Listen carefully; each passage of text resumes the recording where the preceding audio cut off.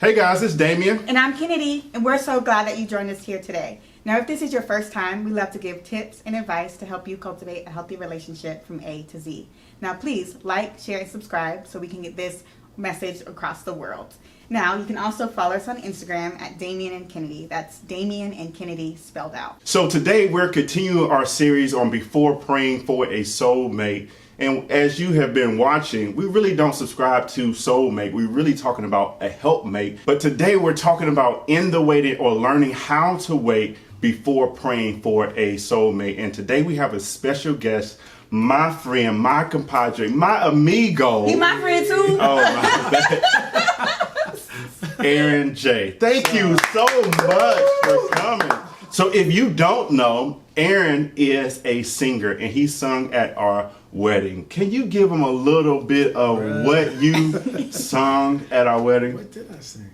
Holy Wedding Day. Okay. Dang. Okay.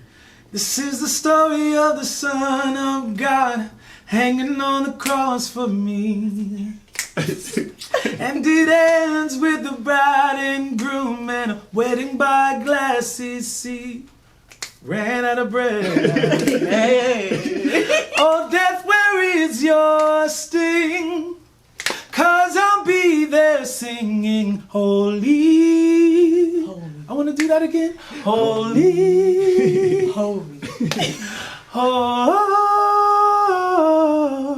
is the Lord.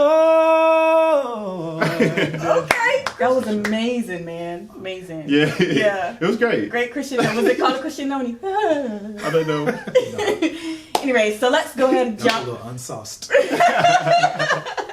Jump right into it. But before we get to know who you are, we want to know what your favorite food is because we are foodie people. So Yeah. what is your favorite food?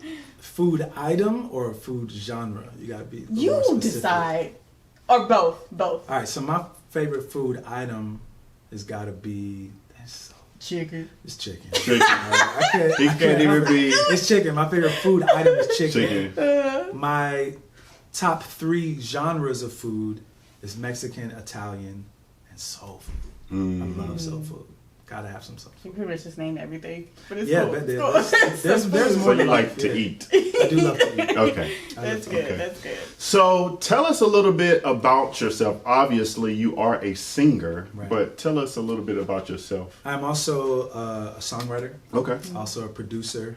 I am an actor as well. I've done some acting here and there. I'm a worship leader. At what church? At what church? How you gonna think about that? At Victory Church. Okay, As a matter Victory of fact, Church. Yep, Okay. at Victory Church. I've been on staff there for probably about a year and a half or so. Okay. Something I didn't I knew I love music, I love ministry, I love youth, and one day I prayed. I was just like, God, if I could do music and ministry full time, I'd be so happy. And then 2 days later, I got a phone call. I'm sitting in the office, and they're offering me the job, and I was just like, what? Won't he do it? Won't it work? And before that, you were traveling. I was traveling the world with a band called Simply Irresistible, and having the time of my life. And I feel like God gives grace for a certain amount of time in certain seasons, and I kind of got to a place where I felt like that grace was kind of running out a little, and I was looking for more purpose and more fulfillment. I love the people that I was traveling with, absolutely love them. I was spending time with them today, as a matter of fact. And I just got to that point where I was just like, God, what's my next? What's your next? And when I started praying about what the next was, he started to slowly reveal what it was. And it's just beautiful how he's allowing me to grow in the place where he planted me, which is victory. Yeah. You know what I mean? So it's amazing. I think that's somewhere to pause, Yeah. because you were becoming excellent in that particular season of your life. And so many times people are looking for their next, but they're not being excellent in their current season. And I think because you was excellent, the church saw it. It's like, well, we can bring this talent in-house. Yeah. While, certain people stay out, you still had the heart to come back in. Absolutely. And you was not, going crazy out there in the world. Yeah. But that was just a powerful testimony from what I've seen Absolutely. of your story. That's So, awesome. So question number 3. Tell us about your relationship history and what's one thing it has taught you. Ooh, my relationship history, I would say it's been a little rocky. Okay. You know what I mean? And I'll say it's been rocky only because growing up, I looked for validation and identity and self-worth and value and all those things in my relationships. So I was a bit of, if I can be completely honest, I was a bit of a leech in my relationships. Yeah. Just because I was placing a responsibility and a weight on my significant others that just it wasn't their job to fulfill that. And I didn't realize what I was doing until I became a little bit more mature in my walk with Christ. And I saw where I was leaning on other people to meet needs that only He can meet. And so I've had, not to say that all my relationships have been bad. I've had some really beautiful relationships that just didn't work out. And I think that brokenness in me played a major part in why. And that's just me owning my side of why certain things didn't. Of course, there are other factors, and other people involved. Absolutely, other factors, other people. But it has taught me that I never want to enter into a relationship as a broken individual. That's so good. And when I say that, I don't mean I need to be completely have it all together and all those kinds of things before entering into a relationship. What I'm saying is I never want to enter into another relationship putting that type of responsibility on another person to meet a need or to fill a void that's only filled by God. You know what I mean? Yeah. And then I'm just learning for patience. It's teaching me patience, and it's teaching me, especially when it comes to communication in relationships, how to listen to understand as opposed to listening to respond. To respond. You know what I That's mean? good. Because that always, that keeps an argument going when it's like somebody's talking to you and you already got your response. Yeah. That means you're not listening. You're not trying to hear it from their perspective. It's just like, no, I'm going to say what I want to say because I want to be right. And Yeah. it's Got a like, rebuttal no. for that. Yep. Yeah. No rebuttals. You make a butt out of yourself when you always have a rebuttal. How about that? That's good. So, what struggles have you gone through because of the weight? I would say loneliness kind of sets in. You know what I mean? And there is, there's a lot of things that present themselves, when sometimes a lot of people that present themselves as potential, what's the word I'm looking for?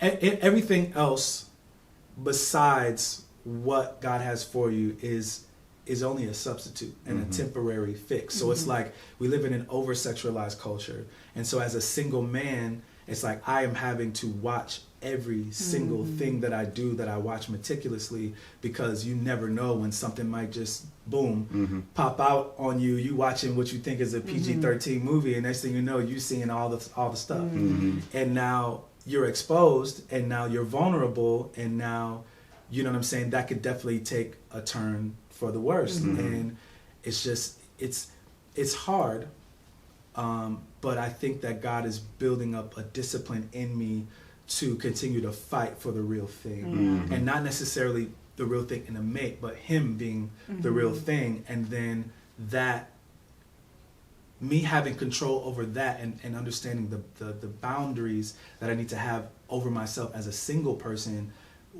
I feel like enables me to enforce boundaries in relationship. You know what I mean? Because I've been in relationships where boundaries just weren't a thing. And I didn't really understand boundaries in relationships until I started going to Victory. It was just like, oh, I gotta surrender that. I gotta have accountability for that. Like that's the thing I didn't know. And those boundaries help you now, but it helps you serve your mate later. Absolutely.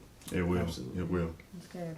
So next question is, what is God teaching you in the waiting, or while you're waiting?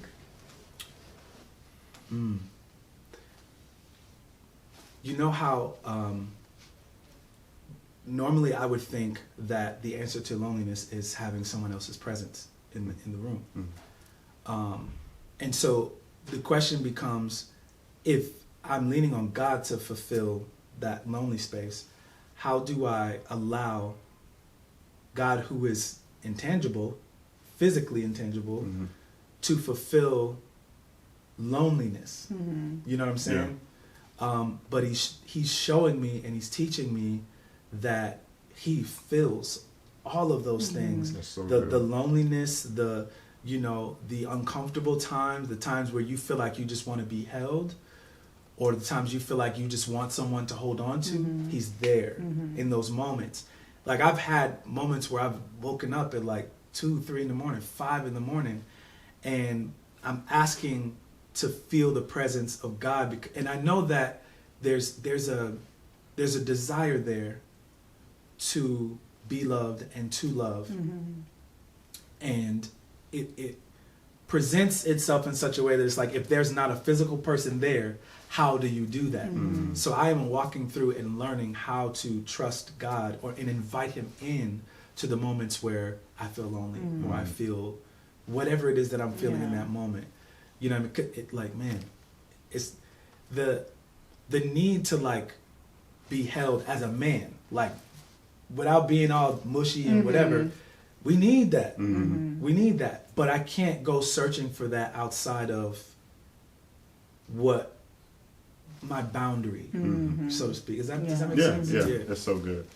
One of the things that I do appreciate you is your openness. And a couple of weeks ago, I called you, and you said that you were out serving, and you wanted to, I guess, give back. Yes. And so the question I have for you is, what else can you do while waiting?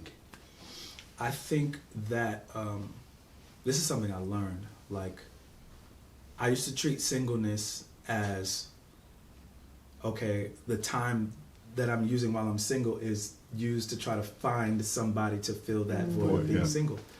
But really, singleness is about purpose. I'm learning that so it's like you said earlier in the introduction, help meet, right?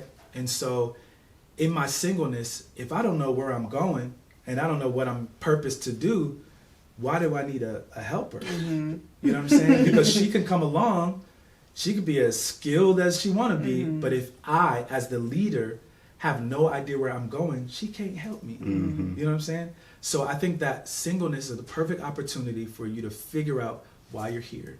What's your purpose? What are you doing? And then one of my mentors used to tell me, like, he kind of told a story like this, like, you're on this track and you're laser focused on what's in front of you, and you're going towards your goal, and you're not looking to the left, you're not looking to the right, but you keep going, and you notice maybe there's somebody over there to your left, and like, but you keep going, you still, focused. You get a couple miles down the road and that person is still there, and now it's like, hold up, we're both moving, but you're looking, it's like, hey, where you going? Oh, that's where you going? I'm going there too. Why don't we go together? You know what I'm saying? So I've always believed that God brings people together for a purpose. There's something in me that helps her accomplish what she's here to do, and there's something in her that helps me accomplish what I'm here to do. So my focus in my singleness is, let me focus on why I'm here. So when she comes, we know what's going on. And one of the things that me and Kenady talk about all the time is to find your purpose now. Like, find your purpose now, because you can have two purposeful people, and when they meet, they know, oh, this is not going to work out. And that's okay.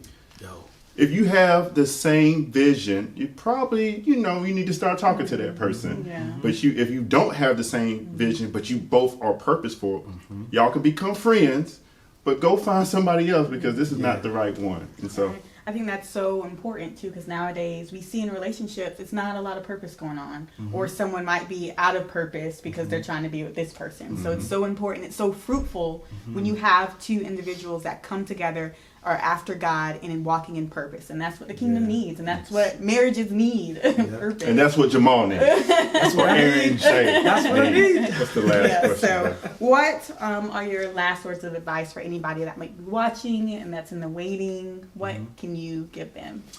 Man, there's so much. I'll say this. one of the biggest things to realize is that if you are single and you feel like there's nobody coming or it's been too long or whatever, I know one thing about treasure is it's hidden for a reason. And when you understand that God looks at you like treasure, that means that he's not just going to hand you off to just anybody. Mm-hmm. That means that you're being set apart. That means that your weight is for a reason. Mm-hmm. So what you don't want to do is find out who you are or look for who you are within another relationship, or wait until you get into a relationship to start figuring out who you are. Because what's going to happen is you'll get into a relationship, discover who you are, and then find out that who you are has nothing to do with that person. And that's not what you want to do. So I would say he's in the waiting. Search for purpose. Look for why you're here. Journal, read your Bible, all the good things. There's so many fun things to do in your singleness. Learn how to date yourself. You know what I mean? Because if you don't know how to treat you, you can't teach anybody else how to treat you. So spend time with yourself and understand that if God knows the end from the beginning, he wrote a mate into your story, and he knows exactly when and where that transaction is going to happen. All you have to do is stay on course. Wow. Thank you so much, Aaron. Thank you so much, Aaron, for coming and blessing our home and our YouTube and the people who are watching with your amazing story. We continue to pray for you as well. So thank you so much for joining us. Again, this was In the Waiting, or learning how to wait before praying for a soulmate. Please like, share, and subscribe to our YouTube channel. And also follow us on Instagram at Damien and Kenady. That's Damien and Kenady spelled out. Again, my name is Damien Nash. And I'm Kenady Nash. And I'm Aaron J. And we will see you next time. Bye. Peace. Whoa.